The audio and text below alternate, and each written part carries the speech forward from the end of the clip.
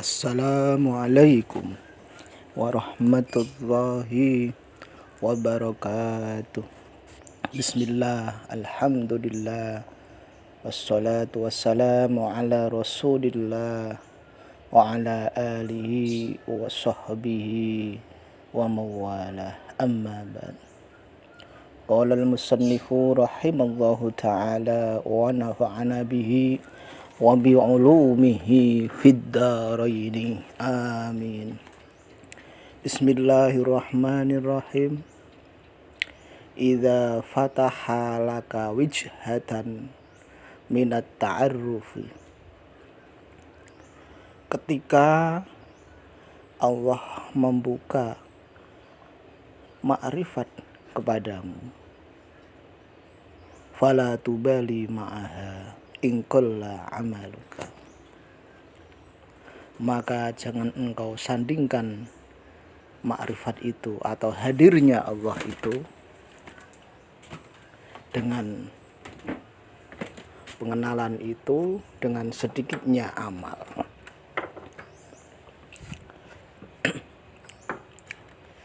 Fa innahu ma fataha laka illa wa huwa yuridu yadullu ayyata'arrafa ilaika. Karena sesungguhnya dia tidak membukakan pengenalan itu atau makrifat itu kepada kamu kecuali dia semata-mata menginginkan untuk memperkenalkan dirinya.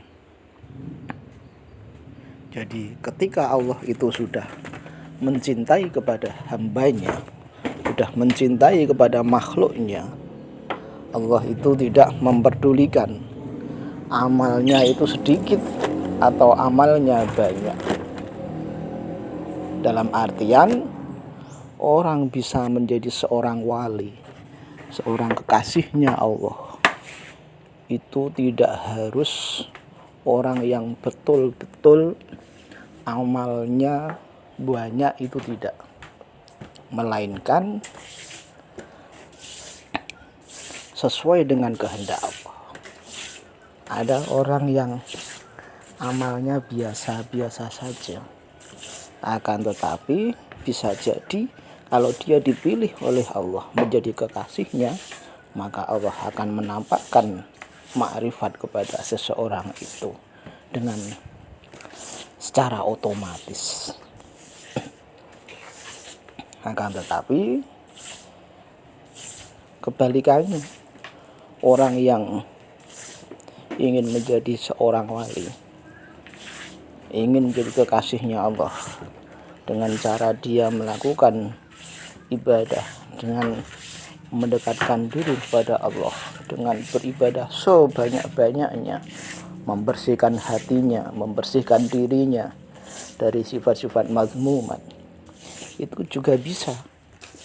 Jadi intinya untuk menuju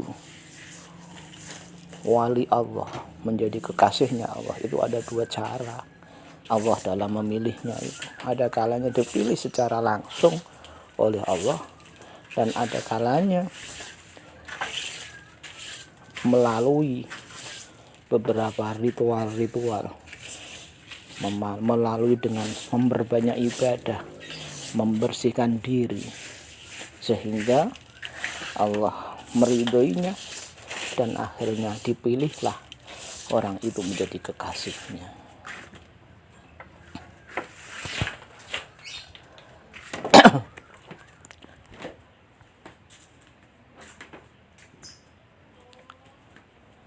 Alam ta'lam anat ta'rifa, alam ta'lam anat taharrufa huwa muriduhu halaika wal a'malu anta muhtiha ilaihi wa aynama tuhtihi ilaihi mimma huwa muriduhu.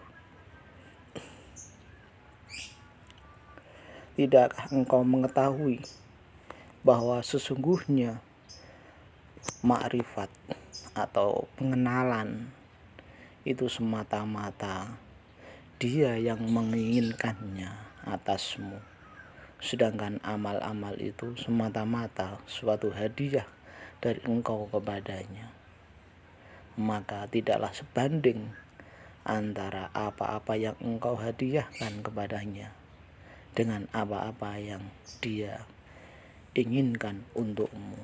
Jadi apa yang kita buat, ibadah kita itu tidak menjadi jaminan untuk bisa ma'rifat kepadanya tanpa adanya ridho Allah, tanpa ada keinginan dari Allah untuk memberikan ridho kepada kita sehingga kita bisa ma'rifat kepadanya. Ada rahasia yang sangat halus di balik kalimat-kalimat Ibnu Athaillah atau Musonef dalam pasal ini. Musonef Ibnu Athaillah bukan hendak mengatakan bahwa amaliyah tidak berarti, karena itu adalah tanda kepatuhan kepadanya. Namun ada persoalan yang lebih besar dari itu yang harus dimiliki setiap pejalan suluk atau orang-orang yang menuju kepada Allah. Bukannya amal manusia itu tidak berarti, bukannya amal manusia itu tidak diperhitungkan oleh Allah, akan tetapi bukan menjadi jaminan orang yang beramal itu, orang yang beramal sebanyak-banyaknya itu bisa menjadikan dirinya makrifat kepadanya tanpa ada ridho dari Allah, sehingga Allah memberikan kepada kita jalan untuk makrifat kepadanya. Ketika Allah membuka wajah pengenalan atau makrifat, maka yang Dia anugerahkan kepada seorang hamba adalah dirinya, eksistensinya, bukan semata-mata perbuatannya, karunianya atau surganya. Maka tidaklah sebanding ketika Allah menyerahkan seluruh dirinya untuk dikenali, sementara seseorang hanya menyerahkan amal perbuatannya, bukan dirinya. Jadi intinya kita harus pasrah kepada Allah, kita harus tawakal kepada Allah dengan disertai usaha-usaha amaliyah ibadah, sehingga Allah nantinya akan memberikan hadiah kepada kita. Jadi bukan istilahnya pemberian itu upah, bukan, tapi itu adalah hadiah. Antara amal dengan apa yang diberikan Allah itu tentunya tidak mungkin bisa sesuai. Pasti lebih banyak apa yang diberikan oleh Allah. Makanya itu adalah hadiah dari Allah pada hambanya. Nabi Muhammad SAW pernah memberikan nasihat kepada putrinya Siti Fatimah radhiyallahu anha untuk senantiasa berdoa pada setiap pagi dan petang. Ya Hayyu ya Qayyum bi rahmatika astaghis aslih li sya'ni kullahu wala takilni ila nafsi tarfata ainin. Wahai Zat yang maha hidup dan yang maha berdiri, dengan rahmatmu aku memohon pertolongan. Perbaikilah urusanku seluruhnya, dan jangan engkau serahkan aku kepada diriku walau hanya sekejap mata. Hadis riwayat Imam An-Nasai dan Imam Al-Hakim. Dalam hadis lain dikatakan, Allahumma rahmataka arju fala takilni ila nafsi tarfata ainin wa aslih li sya'ni kullahu la ilaha illa anta. Ya Allah, hanya rahmatmu yang kuharapkan, maka janganlah engkau serahkan aku kepada diriku meski sekejap mata, dan perbaikilah urusanku seluruhnya. Sungguh tidak ada Tuhan selain engkau. Hadis riwayat Imam Ahmad, Abu Dawud dan Ibnu Hibban. bahwa kebanyakan manusia mengandalkan urusannya kepada dirinya, kepintarannya, amal perbuatannya, dan sangatlah sedikit manusia yang menginginkan berserah diri sepenuhnya kepada Allah. Sementara dalam Al-Quran dikatakan bahwa sebaik-baik agama seseorang adalah yang aslama wajhahu, yakni menyerahkan wajahnya, seluruh eksistensinya, seluruh jiwa raganya, hidup dan matinya hanya kepada Allah. Wa man ahsanu dinan mimman aslama wajhahu lillahi wa huwa muhsin wattaba'a millata Ibrahim hanifa. Dan siapakah yang lebih baik agamanya daripada orang yang menyerahkan wajahnya kepada Allah, sedang dia pun seorang yang ihsan dan mengikuti millah Ibrahim yang lurus. Makrifat kepada Allah itu adalah puncak keberuntungan seorang hamba. Maka apabila Tuhan telah membukakan bagimu suatu jalan untuk makrifat kepadanya, maka tidak perlu pedulikan beberapa banyak amal perbuatanmu, walaupun masih sedikit amal kebaikanmu, sebab makrifat itu suatu karunia dan pemberian langsung dari Allah. Maka sekali-kali tidak tergantung kepada banyak atau sedikitnya amal kebaikan. Jadi seorang wali itu tidak harus seseorang yang beribadah terus menerus mulai pagi sampai siang sampai malam, tidak ada kerjaan lain melainkan ibadah. Tidak harus seperti itu. Bahkan orang yang pekerjaannya setiap hari mencangkul atau bekerja di bangunan sebagai tukang batu, itu Allah bisa saja memilih kepadanya. Entah karena apa, entah karena perbuatan apa yang menjadikan Allah ridho kepada itu.